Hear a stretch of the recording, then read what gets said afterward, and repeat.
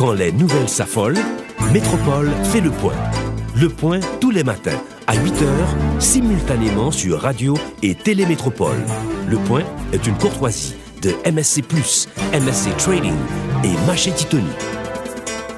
Bonjour à toutes et à tous, bienvenue à la rubrique Le Point de Radio et Télémétropole. Merci, Madame, Monsieur, de votre fidélité et surtout de votre intérêt. On va parler ce matin de la dévaluation de notre monnaie locale, la gourde, avec l'économiste William Savary. Merci encore une fois, Madame, Monsieur, de nous être fidèles. William Savary, vous êtes économiste, bonjour, merci d'accepter d'être avec nous sur le plateau de la rubrique Le Point de Métropole ce matin. Bonjour Wendell, bonjour à tous et à toutes. Depuis qu'on parle de l'argent, ça doit intéresser tout le monde.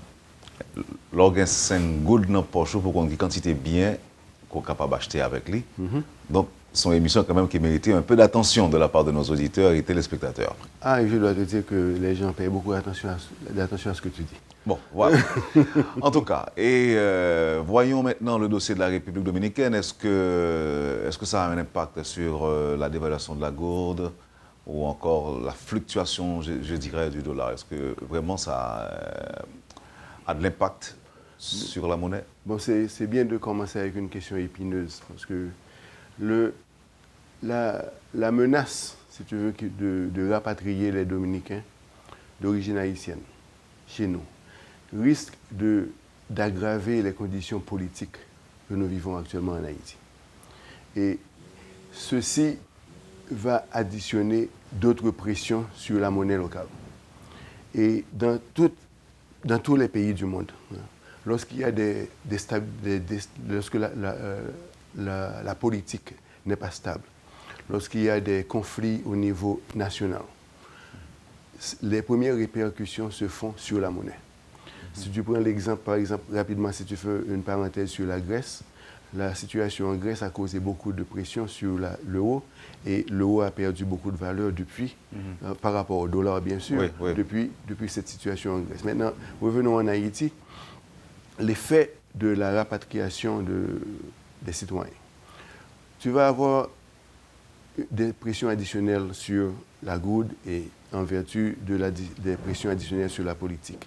Mais les pressions additionnelles sur la gourde, vraiment, si tu veux, ça représente une menace et, comme je dirais même, une guerre économique contre Haïti. Parce qu'avec la pression sur la gourde, il y a une dévaluation qui se fait.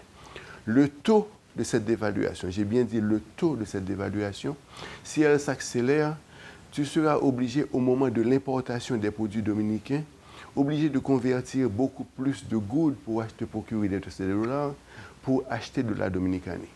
Donc, ce qui va causer une augmentation des prix chez nous. Et l'augmentation des prix chez nous, éventuellement, pourrait aboutir sur des crises sociales. Ça pourrait aboutir sur des manifestations de rue. Ça pourrait devenir, d'un point de vue politique, un point déstabilisant pour la société en général. Donc, cette décision des Dominicains est une décision très dangereuse, d'une part au niveau politique pour Haïti, d'autre part au niveau du taux de la dévaluation de la gourde. Donc alors, ça va politique et économique. Absolument. Donc ça va, comme on dit, impacter ou encore ça va avoir de l'influence sur notre monnaie. Absolument. OK. Mais vous parlez de la tension qui existe aujourd'hui dans les rapports entre les deux pays. Mais est-ce que c'est volontairement que vous avez omis de parler ou encore d'évoquer l'importation que nous faisons, l'importation des produits dominicains? Bon, normalement, l'importation des produits dominicains, aujourd'hui, nous sommes, je crois, à 2 milliards de dollars. 2 milliards, yeah. Mais les Dominicains, eux, ils ont une politique de l'expansion de leur production. Ils ont une politique de leur politique d'investissement chez eux. C'est-à-dire, lorsque tu investis chez toi, tu produis des marchandises, il faut trouver des débouchés. S'ils ont identifié le marché haïtien comme un marché où ils peuvent déverser leurs produits, donc c'est leur politique. Maintenant, comment que Haïti répond à la politique d'expansion de la Dominicanie, du commerce, la politique commerciale de la Dominicanie qui vise Haïti comme un marché? Bon, souviens-toi, tu as non seulement la Dominicanie... Non, mais il n'y a pas d'équilibre, William Savary. Il n'y a pas d'équilibre dans le sens que nous ne produisons pas autant que les Dominicains le font. Donc nous serons quand même dépendants de leurs produits, à moins que nous choisissions un autre marché. Non. Maintenant, c'est bien de dire que nous ne produisons pas autant que les Dominicains, mais il faut dire qu'avant de produire, il faut investir. Les Dominicains ont beaucoup investi chez eux. Et ils ont investi non seulement au niveau de l'industrie, mais ils ont aussi font beaucoup d'investissements au niveau de l'immobilier. Si tu veux, le secteur du tourisme chez eux, c'est un secteur qui est très développé. Et leur chiffre, le produit intérieur brut de la Dominicanie dépasse 100 milliards de dollars. C'est 10 fois plus que ce que nous avons. On achète pour 2 milliards de dollars par année, ça représente quoi? Lorsque tu as une production nationale de 2 milliards. Donc, ce n'est pas vraiment Haïti qui est le... Oui, mais ça représente beaucoup par rapport à nous autres qui n'exportons pas assez. Par rapport à nous autres qui ne produisons pas assez. Oui. Hein, qui n'investissent pas assez. Parce que normalement, en Haïti, si on devait avoir une politique d'investissement où les coûts des marchandises que nous exportons étaient compétitifs. Alors, avant de rester encore, de mettre l'accent, je dirais, sur le sujet véritable du jour, la dévaluation de la monnaie locale, voyons, aujourd'hui, vous estimez qu'il y a un problème entre Haïti et la République dominicaine. Absolument. Et Haïti demande à ce que le rapatriement se fasse de manière ordonnée. Et donc, il y a quand même une tension dans les rapports entre les deux républiques. Ensuite, ou encore parallèlement, il y a la question de l'importation et de l'exportation. Nous n'importons pas, nous importons trop de la République dominicaine, ce qui crée une situation de dépendance par rapport à la République. Et vous estimez que ça va avoir inévitablement de l'influence sur notre monnaie. Absolument. OK. Maintenant, William Savary, qui ça nous le fait, nous-mêmes en Haïti? Investir ou bien produire dans la situation que nous y sommes aujourd'hui là? Qui ça nous le fait? Premièrement, il y a beaucoup de gens qui disent produire. Moi, je dis investir. Pourquoi investir? Parce que là, les capacités que tu as actuellement, si tu veux produire, ça veut dire que tu vas produire à partir des capacités que tu as actuellement. Parce que là, tu as une capacité foncière qui te donne un nombre fixe de carreaux de terre que tu puisses exploiter. Maintenant, quand je dis investir dans l'industrie, dans les entreprises, dans des manufactures. Donc, tu peux toujours avoir un déficit commercial, mais c'est un déficit commercial qui va se manifester dans l'importation d'industries, d'équipements lourds pour augmenter la production. Donc, c'est l'investissement, selon moi. Non, mais de toute façon, on ne peut pas produire sans investir. Écoutez, pour produire, il faut de l'argent, il faut investir. Est-ce que vous entendez ici mettre l'accent sur la nécessité d'un investissement massif a priori? Est-ce que c'est de cela qu'il s'agit? Ou bien est-ce que pourquoi les deux ne peuvent pas se faire de façon simultanée? Vous investissez pour produire. Vous investissez pour produire, mais vous investissez aussi pour l'exportation. Et produire ça... Vous avez dit pour l'exportation ou pour l'exploitation? L'exportation. Parce que Haïti est un pays qui a intégré, en vertu de la division du travail, Haïti fait partie de l'économie mondiale. Donc, l'économie mondiale, c'est une économie dont l'essor qui a connu des essors spectaculaires, c'est à travers le commerce. Donc, tu as... Oui, là, il y a un siècle. Oui. Donc, c'est un siècle. Donc, c'est à travers le commerce. Il faut produire pour pouvoir exporter et conquérir des marchés. Parce qu'il ne faut pas oublier que le développement économique, ce n'est pas un jeu, c'est une guerre. Tu mènes une guerre pour conquérir des marchés. Et quand tu conquiers un marché, ça veut dire, les gars, le marché que tu as conquéri, ça veut dire que quelqu'un d'autre ne l'a pas. Et les citoyens qui occupent le territoire de ce marché, eux autres, c'est eux qui vont consommer. Mais si eux, ils ne produisent pas, tu également conquiers leur pouvoir d'achat. Donc, le développement économique, ce n'est pas un jeu, c'est une guerre. Et pour faire la guerre, il faut investir. Et l'investissement pour le développement économique, les armes pour le développement économique, c'est l'entreprise, c'est l'industrie. C'est l'équipement lourd. Et maintenant, tu vas réfléchir à quoi tu vas investir. Si tu fais un investissement, par exemple, tu veux faire l'assemblage d'automobiles en Haïti, il va falloir que tu investisses à peu près 1 milliard à 5 milliards de dollars. Mais là, tu vas produire des produits à haute valeur ajoutée. Hein? Mais tu ne vas pas produire le riz, tu ne vas pas produire le mazumbel, tu ne vas pas produire les bananes. Hein? Donc tu ne pourras produire quoi? C'est pourquoi je te dis un investissement massif, si tu veux vraiment faire face à la crise que tu as maintenant, c'est vraiment un investissement massif qu'il faut faire. Alors le sens de ma question était qu'on ne saurait produire sans investir. Sans investir, donc ce ne serait pas possible.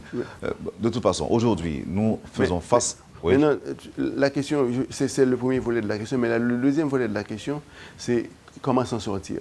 Maintenant, il faut se rendre compte que Haïti n'est pas le seul pays où la monnaie se dévalue. Nous faisons partie du bloc CARICOM. À la Jamaïque, ils ont le même problème que nous autres.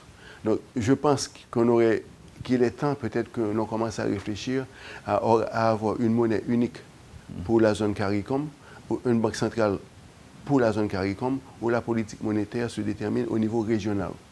Donc là, tu es dans un autre niveau du débat. Hein, parce que sous peu, lorsque Cuba fera partie de CARICOM, tu auras une population dans la zone de à peu près entre 30 et 35 millions de gens qui représentent une économie considérable. Donc là, tu auras besoin de politique monétaire, de politique fiscale qui pourrait stimuler l'économie de toute la région. Excusez-moi, William Savary, vous avez amené la question à un niveau régional. Essayons, avec les dernières données disponibles, porter, si vous le voulez, le sujet à un niveau mondial. Aujourd'hui, on constate aussi que le dollar gagne en quelque sorte du terrain, du poil de la bête, si vous préférez. Vous avez parlé tantôt de l'euro qui est en train de perdre de sa valeur. Donc, si le dollar, est-ce que le problème est haïtien? Est-ce que le problème n'est pas plutôt mondial? Absolument. Quand on sait que l'euro perd de sa valeur, le dollar augmente, et si le dollar gagne du terrain, ce ne serait pas tout à fait normal que cela ait de la répercussion sur notre goutte alors que nous ne produisons pratiquement rien. Non, maintenant, on produit pas assez. Okay. Oui, mais qu'est-ce que nous exportons par rapport à ce que qu'est-ce que nous exportons par rapport à ce que nous importons? Nous exportons la marchandise la plus chère au monde. Nous exportons la marchandise? La force de travail. Oui, maintenant, prenons l'immigration. Faisons un petit exercice. Tu prends l'immigration. Tu as 1 million d'Haïtiens qui vivent à l'extérieur. On va prendre des chiffres pairs. 1 million d'Haïtiens qui vivent à l'extérieur. En Haïti, on reçoit de cette diaspora de ces 1 million à peu près, disons, 1 milliard de dollars. Ce milliard de dollars représente à peu près 5% du revenu collectif dans l'agrégat de ces millions d'ouvriers haïtiens qui travaillent à l'extérieur. Mais si tu réduis ce 5%, je vais le réduire à un niveau de 100 dollars. Tu prends 5 dollars, tu envoies en Haïti de tes revenus de 100 dollars. Mais il te reste 95 dollars. De ces 95, tu vas acheter une maison, là où tu es. Tu vas payer des impôts là où tu es. Donc les impôts sur 100 dollars dans l'agrégat, disons que ce soit 20 dollars. Tu envoies 5 dollars en Haïti, mais tu paies 20 dollars d'impôts dans le pays où tu travailles. Tu achètes une maison et des crédits, tu consommes là où tu es. Maintenant, qui gagne dans cette équation? L'ouvrier le pays qui reçoit l'ouvrier ou le pays qui reçoit le transfert? Donc, nous exportons la marchandise la plus chère au monde. Oui, sauf que, bon, vous êtes économiste, vous maîtrisez le sujet, vous savez de quoi vous parlez, et William Savary. Sauf que moi, je n'aurais pas du tout classé parmi les produits exportables la main-d'œuvre, puisque nous ne sommes pas les seuls pays à avoir cette main-d'œuvre. La nôtre, la question à se poser, est-ce que la nôtre est qualifiée? Est-ce qu'elle a toute la valeur qu'elle mérite? C'est la question que l'on se pose. Mais maintenant, moi, quand je parlais de produits, je voulais surtout parler de produits, biens et services à exporter. Donc, je n'aurais pas du tout pensé à la main-d'œuvre comme produit qu'on pourrait exporter et qui serait classé parmi... En fait, en général, ce n'est pas un produit qui est comptabilisé comme exportation.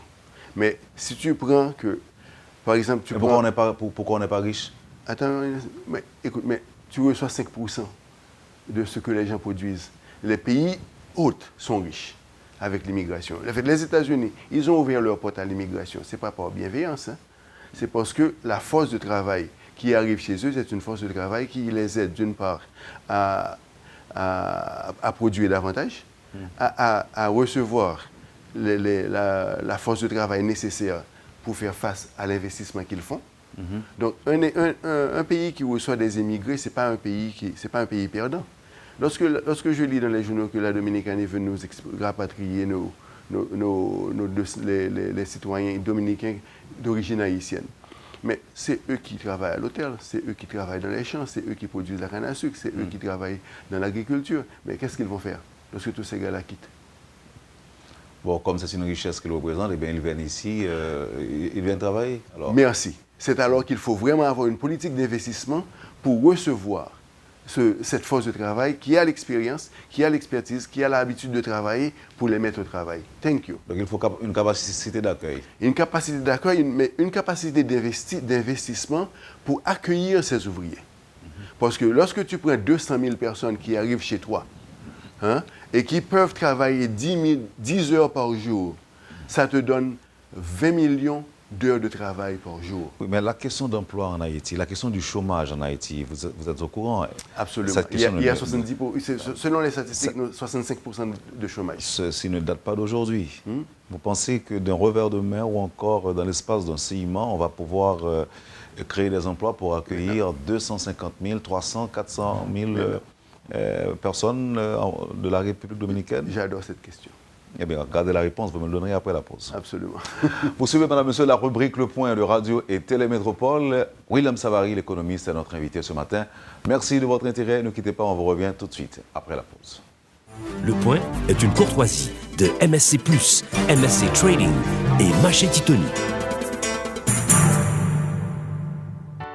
L'eau atterri dans MSC+, c'est comme si vous étiez arrivé l'autre bord de l'eau. Matériel électrique, machine à laver, fou, frigidaire et latrier. Dans MSC+, c'est nous qui avons plus de variété de produits dans tout le pays.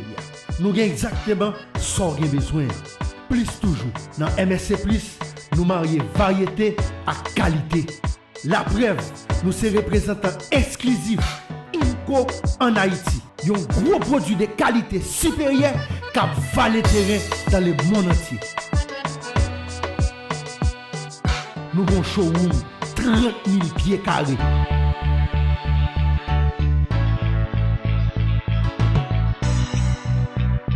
Vin fait choix pour là. Jodi à même dans MSC+.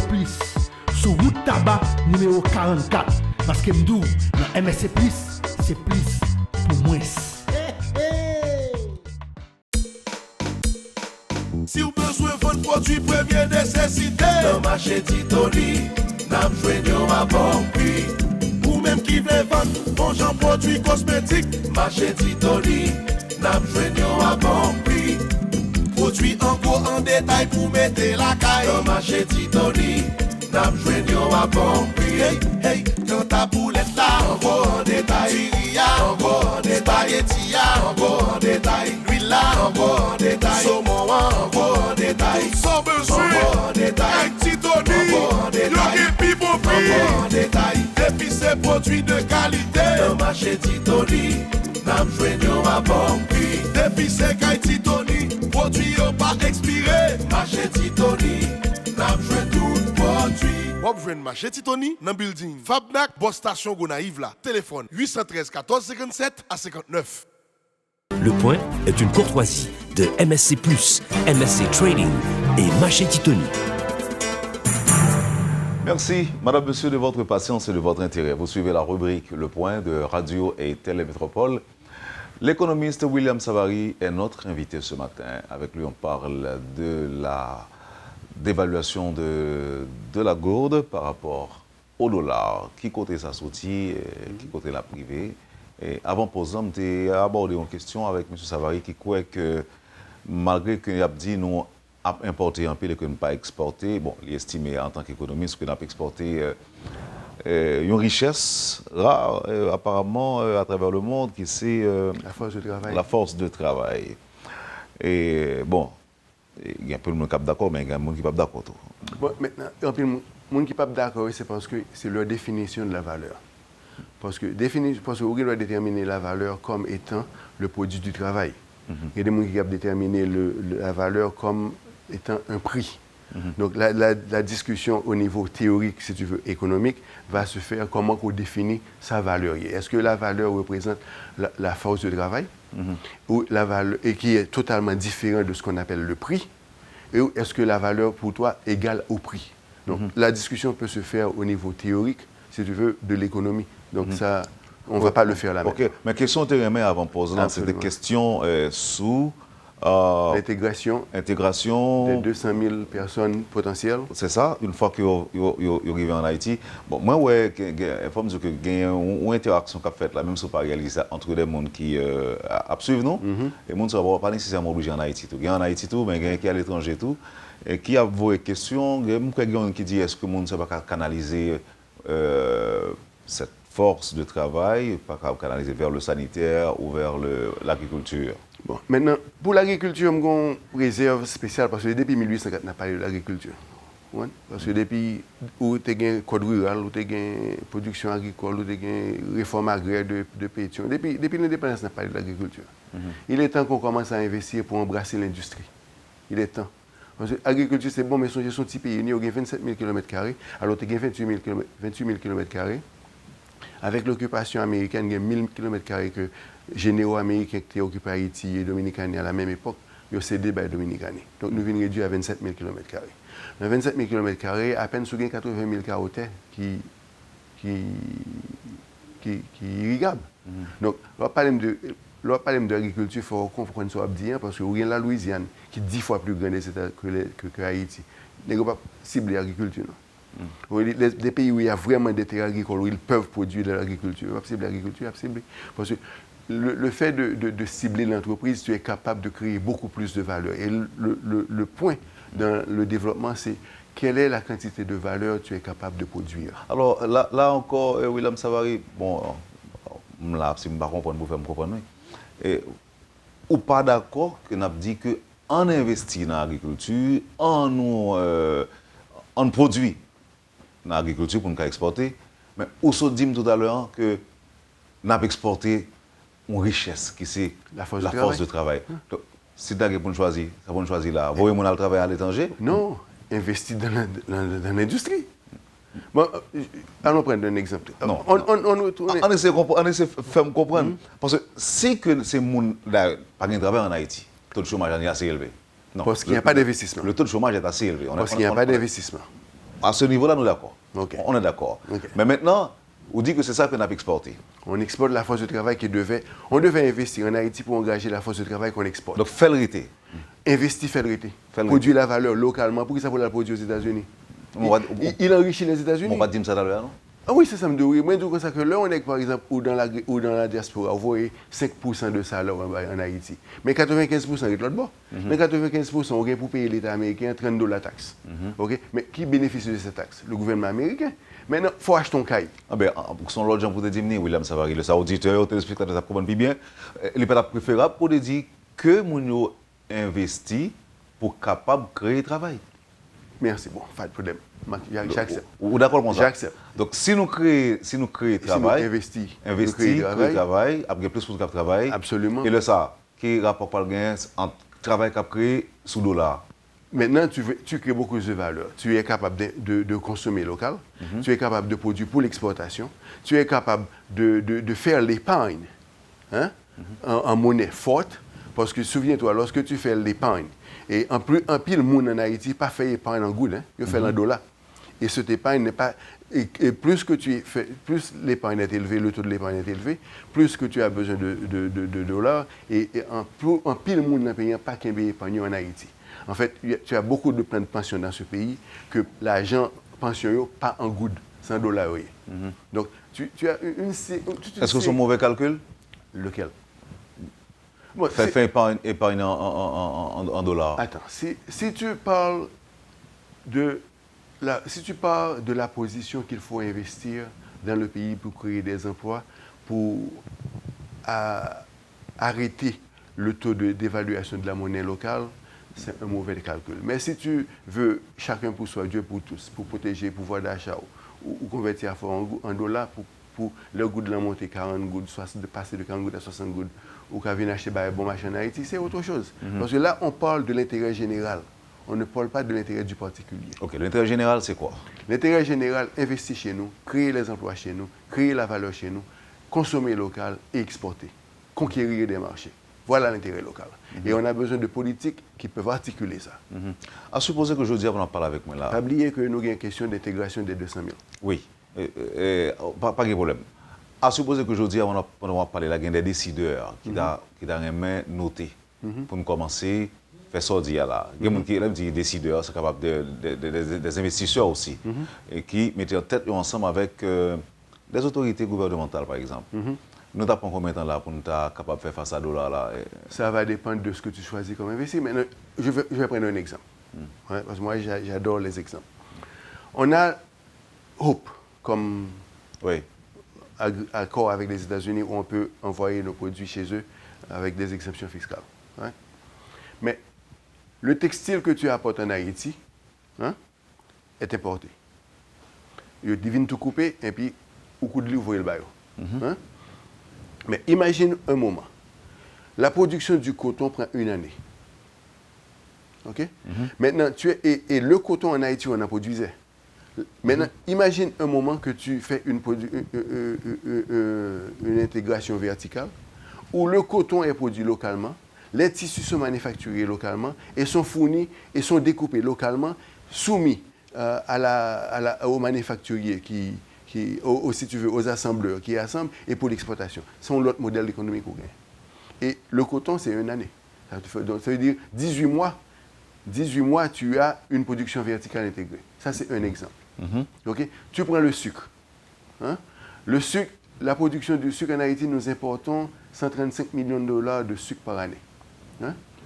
Mais pour produire la consommation locale, pour la produire, on a besoin, selon les derniers calculs que j'ai eu à faire, à peu près 20 000 carottes plantées en canne à sucre. Va amplement suffire pour produire la canne à sucre que nous importons. Donc, là, tu as la production de la canne à sucre et quand tu produis avec 20 000 carottes de terre de production, tu vas créer un minimum de 150 000 emplois. Donc, c'est cette réflexion qu'il faut faire. C'est cette réflexion qu'il faut faire. Ce n'est pas une réflexion qu'on va produire, mais on va produire quoi? Mais d'abord, il faut choisir, il faut cibler les entreprises qui sont porteurs d'emplois, qui peuvent également protéger les réserves nationales, faire rentrer des devises, ou parce que tu peux ou faire rentrer des devises, ou protéger les devises qui rentrent dans ton économie. Alors, tu me retournes sur une question que je me pose déjà, William Savary. Je me disais tout à l'heure que le problème n'est pas local. Est-ce que, et au cas où le problème n'est pas un problème local, ni régional, et que son problème mondial est que lié. Moi, je te dis que nous sommes dit même en Europe, je dis un dollar a monté, euro a baissé. Et comment nous avons que le dollar a monté à l'échelle mondiale et que nous avons que ça été stable ou bien que bon, je ne vais pas dire baissé, parce que pas bien baissé, mais au moins pour ne pas avoir répercussion sur le goût noir, alors que nous n'avons pas produit grand-chose. Maintenant, écoute. On exporte la force de travail. On produit, on ne produit pas assez. Mais souviens-toi que les États-Unis, l'une des facteurs importants qui existent dans les relations au niveau mondial. Aux États-Unis, la valeur du dollar acquiert, le taux de la valeur du dollar augmente, le taux de change. Mais aux États-Unis. Aux États-Unis, mais par rapport aux autres monnaies. Mais souviens-toi aussi que le rapport, la mondialisation, l'intégration des pays du tiers-monde, ou si tu veux, dans le système international d'échange. Il y a un transfert continu qui se fait vers les États-Unis de la production des pays comme les nôtres. Par exemple, on produit en douzaine, on prend un employé en Haïti, il produit en douzaine de chemises. On paye le $2 pour journée. Mais 12 chemises, ça arrive aux États-Unis, ils vendent chaque $10. Ça vaut $120. Mais le fait d'avoir payé en Haïti $2, ça permet à l'importateur, si tu veux, celui des États-Unis qui importe ses chemises, de faire payer $5 par chemise et se tire d'affaire. Il est capable de maintenir l'inflation chez lui à un niveau très bas. Et l'inflation joue un rôle très important dans les relations de taux de change. Donc, et ceci rentre dans la même lignée de pensée, comment tu définis la valeur. Est-ce que la valeur est égale au prix ou est-ce que tu identifies le prix? Quand tu identifies le prix, tu fais de l'argent un élément exogène de l'économie, donc le prix devient quelque chose d'autre et la valeur quelque chose d'autre. Donc, et là, c'est très important. Donc, les États-Unis, le dollar américain acquiert beaucoup de valeur. Si tu veux, le taux de change aux États-Unis est favorable à l'Amérique parce que l'Amérique est capable d'absorber la valeur produite ailleurs. Et ça, c'est très important. Oui. OK. Maintenant, on a les points d'intégration de 100 000 mounions. Il faut repenser la société. Comment? Maintenant, Sa société a gagné. il faut réorganiser la société de ce pays. Parce que 200 000 personnes. Même pour ça, on a dit, pour j'aime moins rationnel dans l'explication, même pour ça, on a dit qu'il faut organiser la société. Hein. Parce que si on dit réorganiser, c'est que ça veut dire au moins que nous avons l'impression que nous organisons déjà. Non, repenser. Non. Oui, absolument. Tu as des organisations de base dans ce pays qui existent depuis l'indépendance. Et on prend par exemple 60 000 lacous dans le pays. OK? Il y a 60 000 lacous dans le pays, il y avait davantage, il y a 60 000. Maintenant, ces lacous, Soit les lacous. on prend la cour Soutenance, on prend la cour Badji, on prend la cour Soukri. Hein, ce sont la cour, ce sont des lieux. Donc c'est la cour dans le sens créole, dans le sens folklore, vaudou, Absolument. etc. Absolument. C'est de ça qu'il s'agit. Absolument. Okay. Maintenant, tu as 60 000 lacous dans ce pays et ces lacous, ce sont des unités. Il faut convertir ces lacous en des unités de production. Okay? Il faut investir dans ces lacous et les convertir, les habiliter à produire. Parce que maintenant, si tu peux réaliser ceci, les 200 000 personnes que tu as, tu n'as qu'à les dissimuler à travers les lacous et qui deviennent des employés. Est-ce qu'on est sérieux? Très sérieux. Très sérieux. Un bon exemple très pratique. Aujourd'hui, la cour Souvenance, on est en train d'organiser des laiteries. La cour Badio, on organise des laiteries. Oui, mais qu'est-ce qu'on va faire dans la cour ça? Non. La cour Souvenance, par exemple, tu as la production agricole. Tu intègres les gens, tu investis dans l'irrigation, tu investis dans les équipements nécessaires pour travailler la terre, tu leur fournis le crédit, tu as la production. Non, mais le problème, c'est que c'est pour ça, c'est à la cour penser, parce qu'il n'est pas que ça.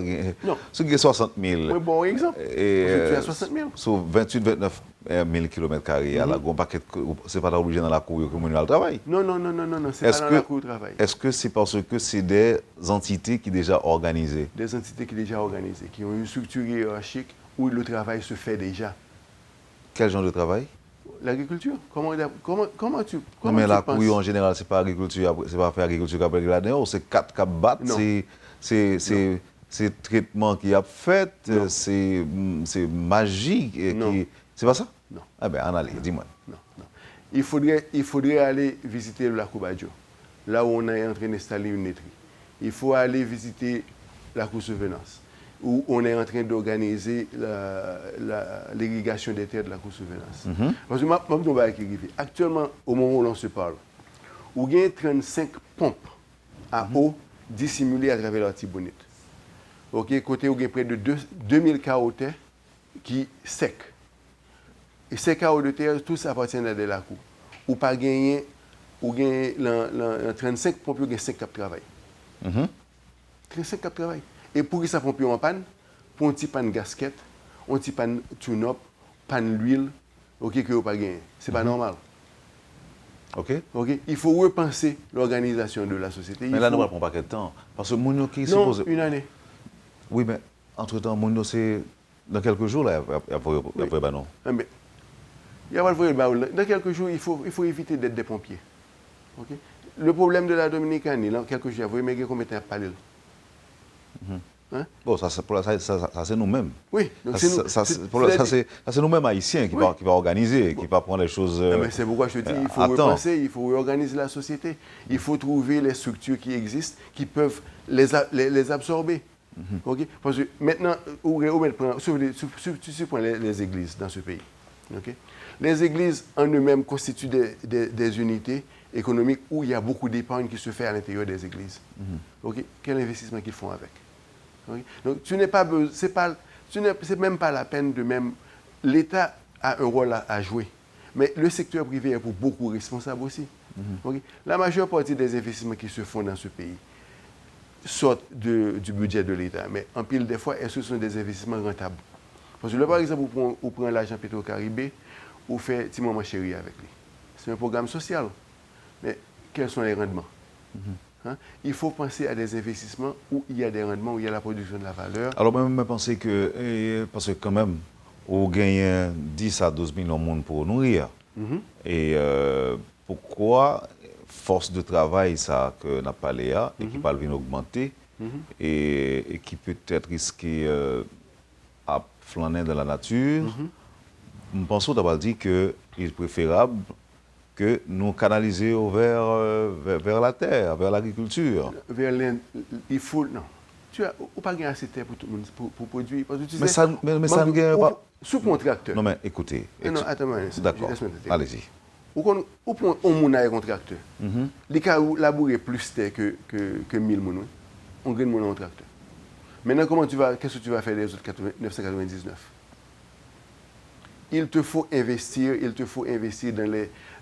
il faut faire venir l'industrie lourde, il faut investir dans des entreprises qui peuvent absorber la force de travail. Oui, si tu ne le fais pas, la crise va continuer, la dévaluation ne s'en ira pas. Okay? Le taux d'évaluation va s'accélérer. Il faut investir, il faut créer les emplois, il faut conquérir les marchés et protéger les devises qui rentrent dans le pays. Il faut ça. Tu sais qu'en Haïti, nous importons, je crois, 135 à 140 millions de dollars de lait par année. Hein? On a 35 laiteries dans tout le pays. Il y a 1,5 million de vaches. Mais il y a moyen, et cette production, ces vaches produisent à peu près 5 à 8% de la consommation du lait dans le pays. Mais si tu investis dans les entreprises de laiterie, si tu investis à faire le fromage, à faire le lait, tu t'imagines, tu crées des emplois au niveau de l'organisation des laiteries, les vaches, l'association des éleveurs, il faut les nourrir.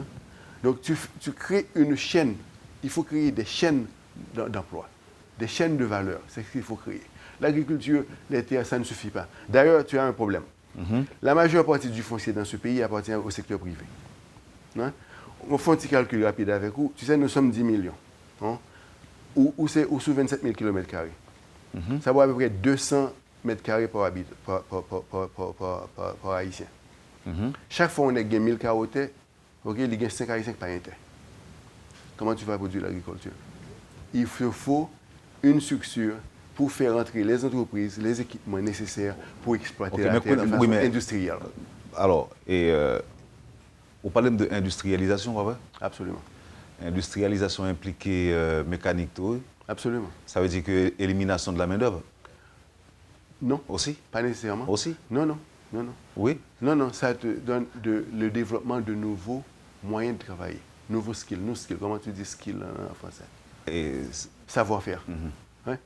Les computers paraissent. Il y a un paquet d'ouvriers qui travaillent dans l'automobile. Ils viennent apprendre le computer. Ouais. Donc, l'esprit est flexible assez pour être transformé et apprendre de nouveaux moyens de faire.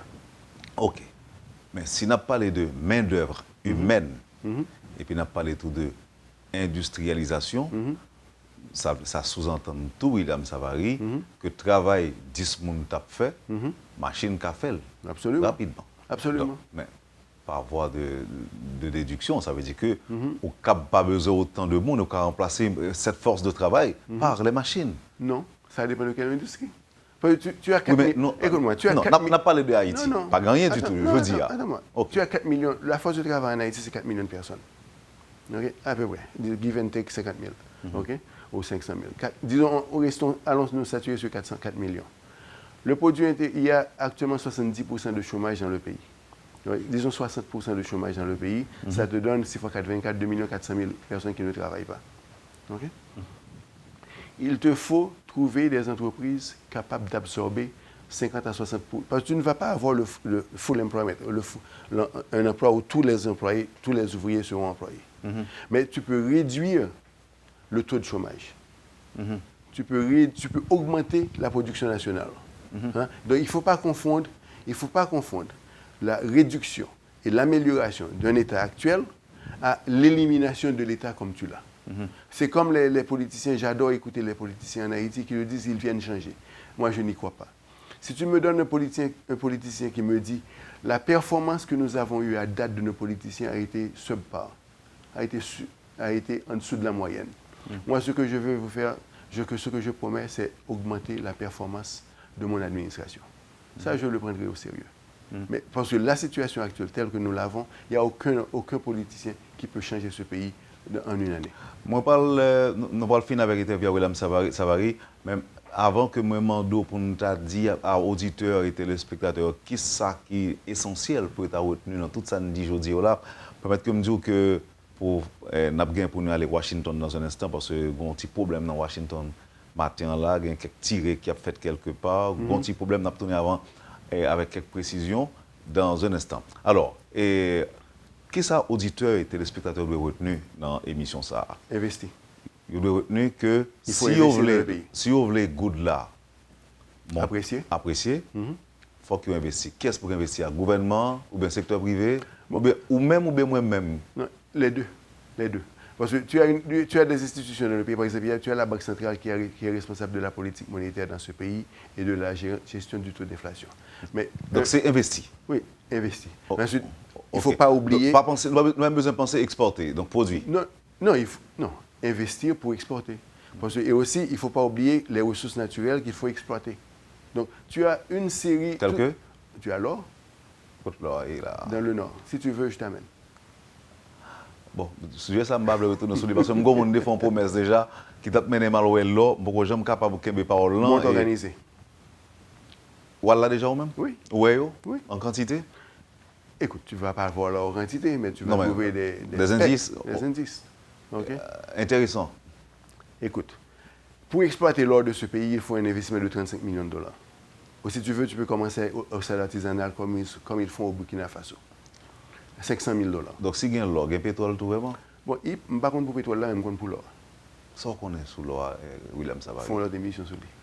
Non, nous morceaux quand même, parce que l'auditeur là, il a besoin qu'on ait. Et même moi, là, je me pose une question. Ouais. Donc, vous estimez, vous pensez qu'il y a en quantité suffisante vraiment? Absolument. Maintenant, ce que tu as... Et vous dites qui côté? Vous dites monde organisé dans le Nord? Écoute, ce que tu as, tu as une situation où le coût de l'or peut bien ne pas être ce qu'on aurait aimé pour rendre l'exploitation de l'or viable. Mais si tu procèdes à une exploitation, si tu t'attends à produire l'or à partir de grands investissements qui font que le coût n'équivale pas, ne permettent pas la réalisation d'un profit, c'est une chose. Mais si tu peux procéder à exploiter l'or de façon artisanale pour renflouer les réserves de la Banque centrale, c'est un autre débat. Et puis moi, je remercie William Savary qui t'a partagé connaissance avec le public métropole matin par rapport à gros inquiétudes qui gagnent sur question dollar qui prend force et Goudnouan qui a perdu plume. Et ceci depuis quelque temps. Solution, d'après William Savary, qui c'est économiste, c'est investir pour nous investir. Pendant qu'on investit, on a pensé à produire. Et pendant qu'on produit, on est capable d'exporter, consommer. Et vous avez dit qui est important tout, consommer local. Consommer local. Consommer local, suspendre, consommer des choses qui sont sur l'autre bord. En fait, je fait une note avant que nous allions. Par exemple, tu sais, il dit qu'on importe beaucoup plus de riz maintenant qu'autrefois. Hein? Mais qui arrive, importation de riz, selon les statistiques du ministère de l'Agriculture, c'est manioc, banane, c'est la consommation de produits qui diminue. Ce n'est pas qu'on produit moins de riz à l'Artibonite. Hein? On en produit autant. Il y a une augmentation de la population, une explosion démographique, et il y a aussi le changement dans la consommation. Okay? Donc, nous mangeons plus de ça fait nous malades plus tout. Hein? Merci, William Savary. C'est bon. Voilà, madame, monsieur, vous avez suivi la rubrique Le Point de Radio et Télémétropole. L'économiste William Savary était notre invité ce matin. Merci de nous avoir accueillis chez vous. Passez une excellente journée avec Métropole et à demain. Merci. Quand les nouvelles s'affolent, Métropole fait le point. Le point tous les matins à 8h, simultanément sur Radio et Télémétropole.